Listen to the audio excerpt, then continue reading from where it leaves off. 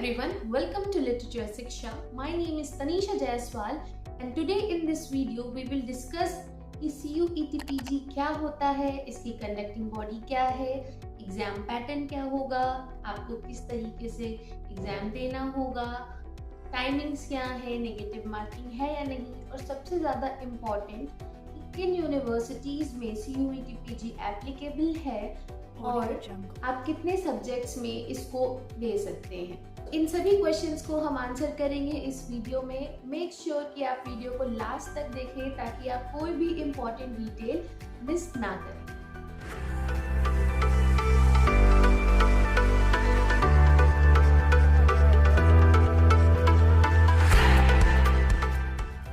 तो CUET-PG का full form है common university entrance test for post graduates.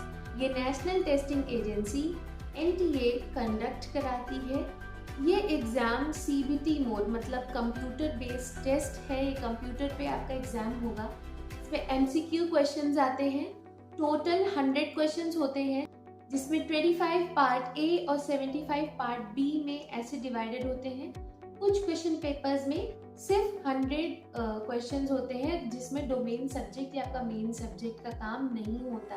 Part A में आपके जनरल क्वेश्चंस आते हैं जिसमें लॉजिकल रीजनिंग, मैथमेटिक्स, GK और इंग्लिश मोस्टली होता है। पार्ट बी में आपके डोमेन सब्जेक्ट से क्वेश्चंस आते हैं, आपका जो भी सब्जेक्ट हो, फिजिक्स, केमिस्ट्री, मैथ, इंग्लिश, कोई भी आपका सब्जेक्ट हो।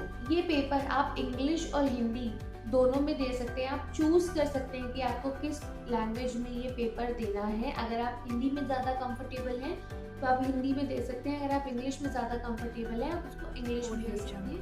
पर जो लैंग्वेज सब्जेक्ट्स हैं जैसे कि इंग्लिश, हिंदी, असमीज, बंगाली, उर्दू, संस्कृत, ऐसे जो सब्जेक्ट्स हैं इसमें पार्ट ए तो आपको आपकी चूज लैंग्वेज में मिलेगा, चाहे आप हिंदी ले या इंग्लिश।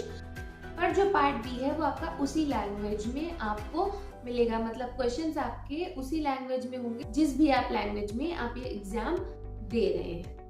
4 मार्क्स का एक क्वेश्चन होता है, मतलब 100 क्वेश्चंस के लिए आपके पास हो गए 400 मार्क्स। एग्जामिनेशन में 1/4 की नेगेटिव मार्किंग है, मतलब आप एक गलत आंसर के लिए 1 नंबर लूज करेंगे आपके करेक्ट आंसर्स में से। नेगेटिव मार्किंग का एक सिंपल एग्जांपल ले लेते हैं। अगर आपने 5 क्वेश्चंस टोटल किए हैं और उसमें से एक आपका गलत हो गया है तो मतलब आपको 16 -1 आपका नेगेटिव मार्किंग होगा, तो 15 आपके टोटल मार्क्स बनेंगे। इसमें जो अनआंसर्ड क्वेश्चन है, जिन क्वेश्चंस को आप अटेम्प्ट नहीं करते हैं, उनका ना कोई मार्क्स डिडक्ट होता है ना कोई मार्क्स ऐड होता है।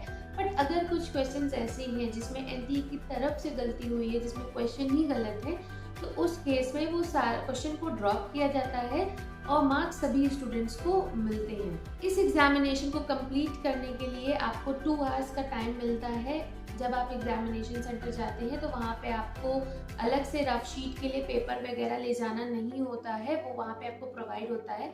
आपको सिर्फ अपना पेन और एडमिट कार्ड लेके वहाँ पे जाना होता है। क्या आप इस एग्जामिनेशन को सिर्फ एक सब्जेक्ट में दे सकते हैं या आपको अगर अलग अलग सब्जेक्ट में देना है तो क्या आपको डिफरेंट एप्लीकेशन फॉर्म भरने पड़ेंगे?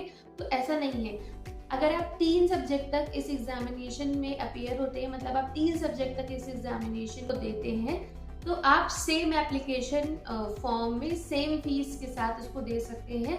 बट अगर आपको 3 से ज़्यादा सब्जेक्ट्स में ये एग्ज़ाम को अपीयर करना है, 3 से ज़्यादा सब्जेक्ट्स में आपको ये एग्ज़ाम देना है, तो आपको पर एक्स्ट्रा सब्जेक्ट मतलब 4th सब्जेक्ट से आगे आप जितने भी सब्जेक्ट्स चुनते हैं उसके आगे आपको उसकी फीस देनी पड़ेगी।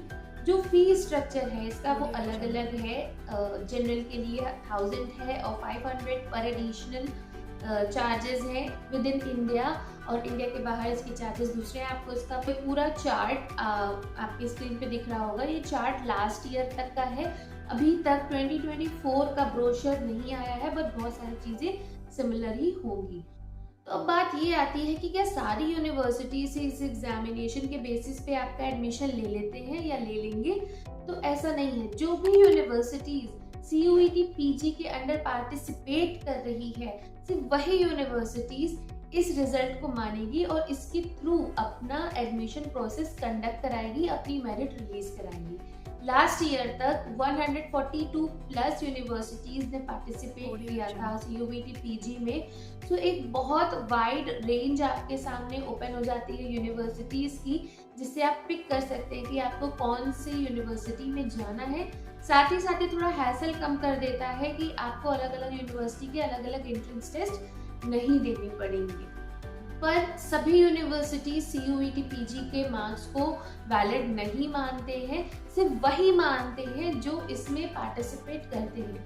एलिजिबिलिटी क्राइटेरिया की अगर हम बात करें तो CUET PG में आपको अपीयर होने के लिए आपके पास आपकी बैचलर्स डिग्री होनी चाहिए, इससे इक्विवेलेंट कोई डिग्री होनी चाहिए, तो आप इस एग्जामिनेशन में अपीयर कर सकते हैं। पर यहाँ पे एक छोटी सी चीज़ आपको ध्यान रखनी होगी कि ये एलिजिबिलिटी क्राइटेरिया CUET PG में अपीयर होने के लिए है कि आपके पास सिर्फ एक बैचलर्स डिग्री हो।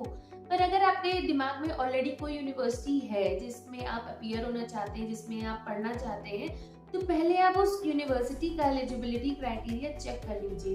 कई यूनिवर्सिटीज के साथ ये कंडीशन होती है कि आपका उसी सब्जेक्ट में बैचलर्स होना चाहिए, तभी आप उस सब्जेक्ट के मास्टर्स प्रोग्राम में एंटर कर सकते हैं उस पर्टिकुलर यूनिवर्सिटी में। तो ये जो सारी डिटेल्स हैं कि कौन सी यूनिवर्सिटी पार्टिसिपेट कर रही है, कितनी यूनिवर्सिटीज़ हैं, कौन सी यूनिवर्सिटी कौन कौन से कोर्स प्रोवाइड कर रही है और एलिजिबिलिटी क्राइटेरिया क्या है उस यूनिवर्सिटी में एडमिशन लेने का, ये सारी डिटेल मोस्टली आपके CUET PG का जो ब्रोशर आता है उसमें मेंशन होती है। तो जब भी ये ब्रोशर रिलीज हो आप वहाँ से चेक कर सकते हैं। और रही बात एलिजिबिलिटी क्राइटेरिया की, जो डिफरेंट यूनिवर्सिटीज़ की है, उसको आप बिना ब्रोशर आए पहले भी उस यूनिवर्सिटी की वेबसाइट पे जाके चेक कर सकते हैं। मेक श्योर कि आपके एलिजिबिलिटी क्राइटेरिया मेट हो, वरना फिर कोई मतलब नहीं रह जाएगा इस एग्जामिनेशन को देने का, और इवन उनकी मेरिट लिस्ट में सेलेक्ट हो जाने का भी, अगर आपका एलिजिबिलिटी क्राइटेरिया ही नहीं मीट हो रहा है।